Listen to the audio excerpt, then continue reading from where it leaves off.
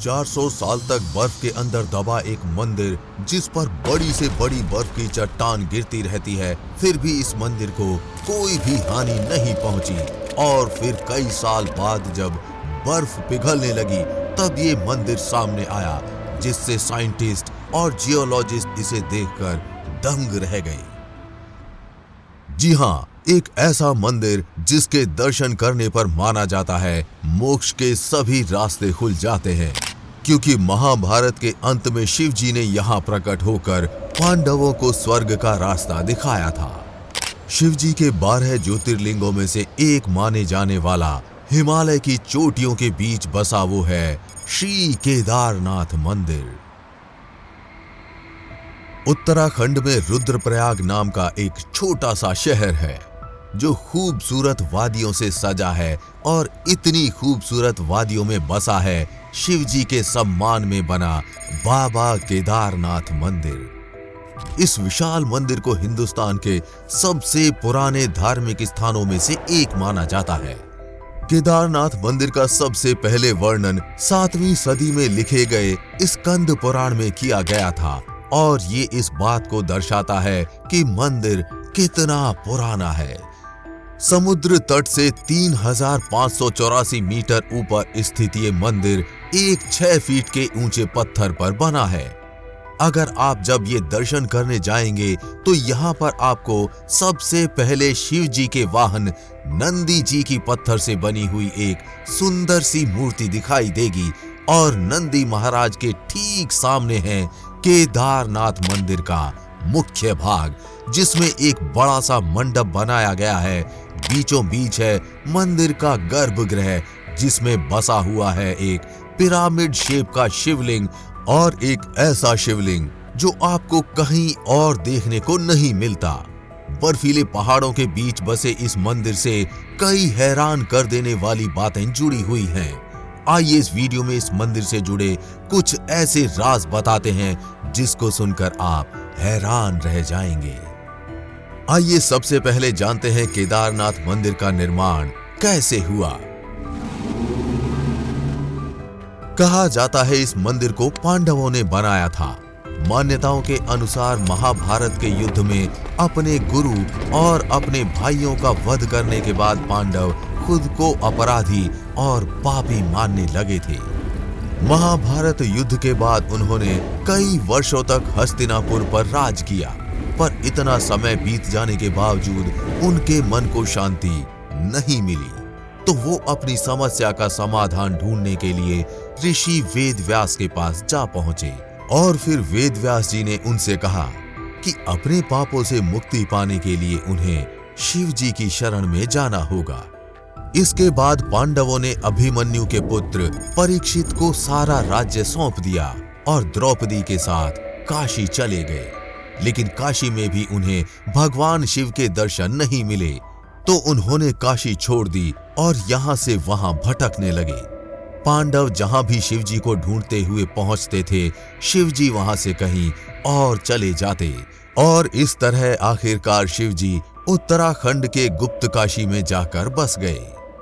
मान्यता ये है कि जब पांडव उन्हें ढूंढते हुए वहां पहुंचे, तो उनसे छुपने के लिए शिव जी ने नंदी बैल का रूप धारण कर लिया। वो गायों के झुंड में छुप गए, जिनके कारण पांडव उन्हें काफी समय तक ढूंढते रहे। अंत में आखिरकार भीम ने उन्हें पहचान लिया। पांडव शिव जी की ओर बढ़ने लगे। पांडवों को अपनी तरफ आते देख शिव जी नंदी रूप में खड़े धरती में समाने लगे, लेकिन उन्हें रोकने के लिए भीम ने पीठ की ओर से उन्हें पकड़ लिया। भीम ने जिस हिस्से को पकड़ा था, वो हिस्सा धरती से बाहर रह गया, और वो हिस्सा एक पिरामिड शेप की शिवलिंग में बदल गया, जिसे आज हम केदारनाथ में पूजते हैं। वो वही शिवलिंग है। पांडवों की इस तरह अपने प्रति निष्ठा देख भगवान शिव जी प्रसन्न हुए और उनके सामने प्रकट हुए, जिसके बाद भगवान शिव ने पांडवों को माफ किया और स्वर्ग प्राप्ति का रास्ता भी बताया। इसके बाद पांडवों ने शिव जी का धन्यवाद किया, और जिस जगह पर शिवलिंग प्रकट हुआ था, वहां उनके सम्मान में एक मंदिर बनाया, जिसे हम आज बाबा केदारनाथ मंदिर के नाम से जानते हैं। वैसे केदारनाथ मंदिर से और भी कई सारी कहानियां जुड़ी हुई हैं। कहा जाता है कि जो मंदिर आज हम देख रहे हैं वो 8वीं सदी में आदि शंकराचार्य ने बनाया था, पर आर्कियोलॉजिकल सर्वे ऑफ इंडिया ने इस मंदिर के पत्थरों की जांच की, तब पता चला कि इनका टाइमलाइन महाभारत के पीरियड टाइम से मैच करता है।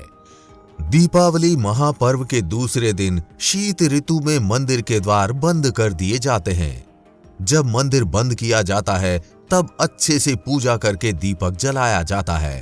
पुरोहित ससम्मान पट बंद कर भगवान के विग्रह एवं दंडी को 6 माह तक पहाड़ के नीचे उखी मठ में ले जाते हैं।